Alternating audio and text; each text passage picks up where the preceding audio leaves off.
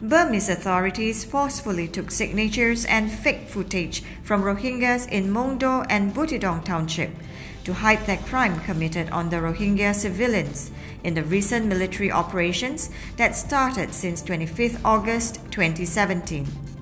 10 Rohingyas from Mingisi village of Quarter 5 in Buthidaung Township were taken to 552 military camps on 22 October 2017.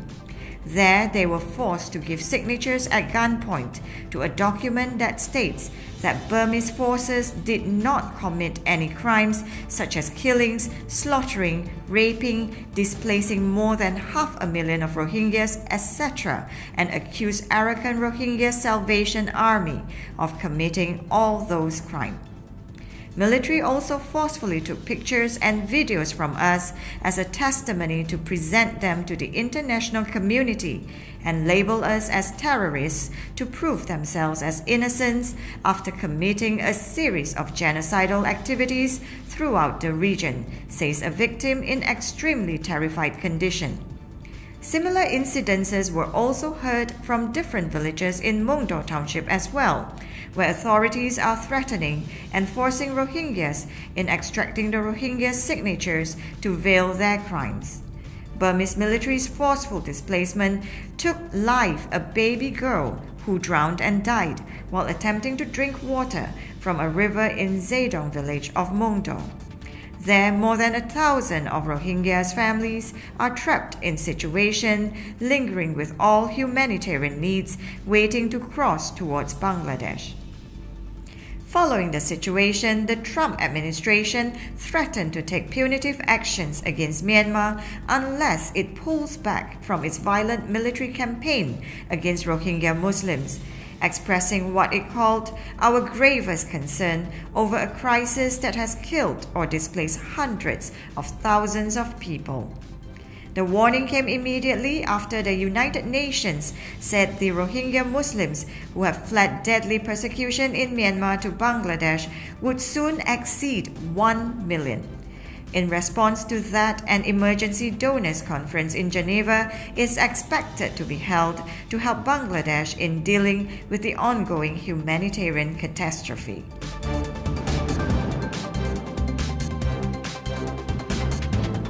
Remaining Rohingyas are confined from harvesting their crops and enforced to take National Verification Cards (NVC), resulting in the evacuation of remaining villages in Maungdaw and Buthidaung Townships on 24 October 2017, reports suffering locals joining the exodus.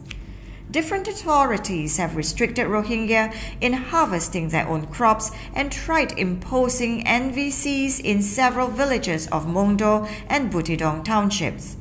Burmese authorities yelled at us and said you have no right to harvest these crops and you cannot own any property more worthy of 400,000 chiats.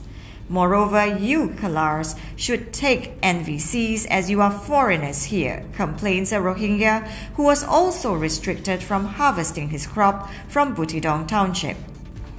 Following the unbearable, horrific situations, villagers from Rohingya Dong and Philhali decided to join the exodus towards Bangladesh.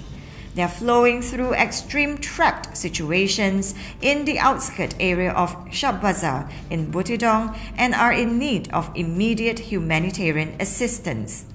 We are in extreme pressure from all authorities and cannot harvest our crops to eat, and they also threaten us to take NVC, says a victim not to be named in his journey towards Bangladesh.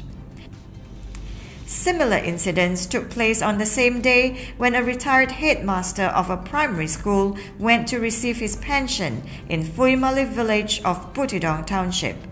There, he was denied from his payment by the authorities and demanded NVC. NVC is issued to a foreigner for verification while he or she is applying for citizenship in Burma, and forcing these to the native Rohingyas will make them officially stateless in their own ancestral land. Ara Brapra Dindan Pranglashe Waur Ekan Honor Gotana Buzedia, a Dua Manush Honor de Dehora, a Dua Manushore, Ajaratia, Moge, Dozel, Gulail, Endilla, Atiara Koli Lambashuda, Raitia, Manush Inore, Hamalaguriero, Largia Dolesolero, Zombanability.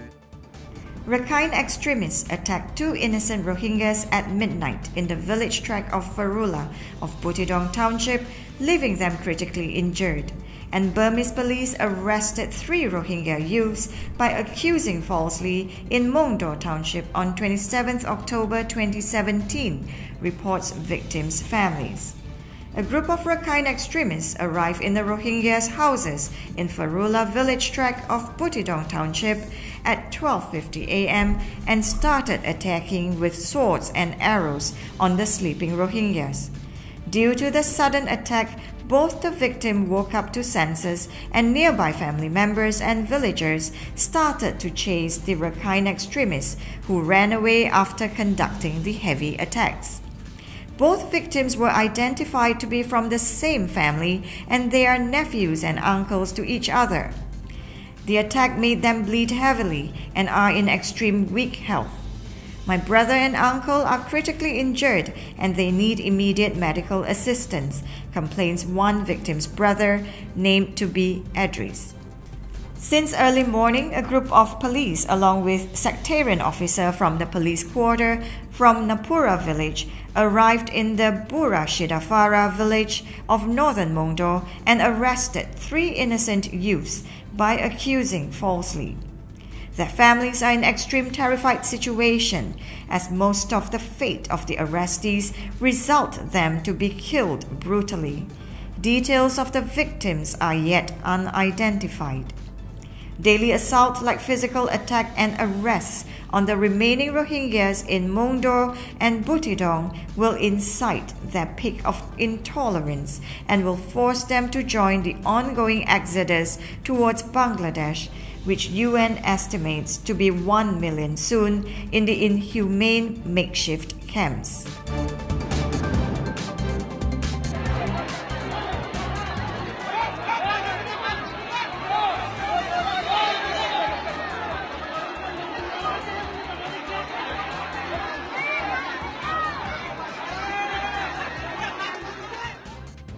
An extremist Rakhine armed with a sharp hoe assaulted a Rohingya youth and authorities in collaboration with sycophants swelled looting and persecution on reaming Rohingyas, recounts reports of 29 October 2017 from various pretentious locations in Buthidaung.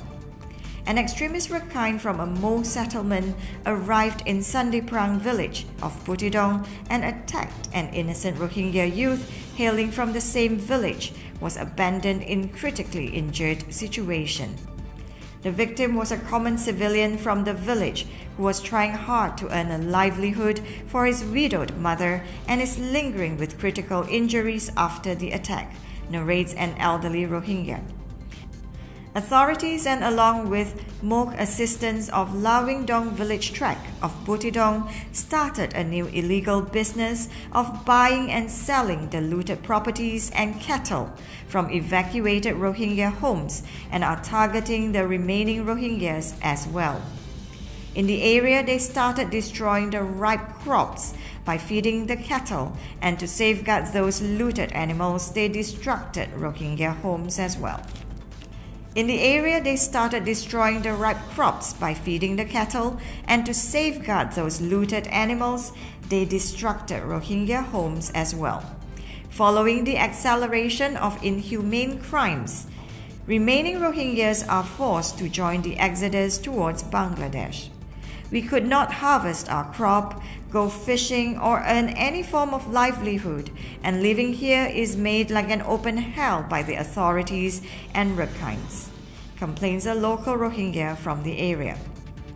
Alike, genocidal activities of authorities have made the remaining Rohingyas of Dudeng village of Porongchong village tract, Buthidaung Township, have made them intolerable to the situation and started their journey of unknown fate. While taking a nap in waiting to cross the border, they waited in the area of Udong in Maungdaw. At around 2:30 p.m., a group of border guard police arrived in the area and started looting the little remaining money and gold ornaments from the Rohingyas and created a panic among the lingering Rohingya in hunger and thirst. In fear of them, 3 Rohingyas were victimized by their looting. Earlier in Maungdaw, Rakhines torched the few remaining Rohingya houses in Saduri Farah of Quarter 3 in Maungdaw under authorities' watch on 28 October 2017. Assaults on remaining Rohingyas, looting and torching of Rohingya homes, and seizing the little existing livelihood have created an open, human-made hell, forcing Rohingyas to be affixed in the current exodus towards Bangladesh, which UN wants to be 1 million soon.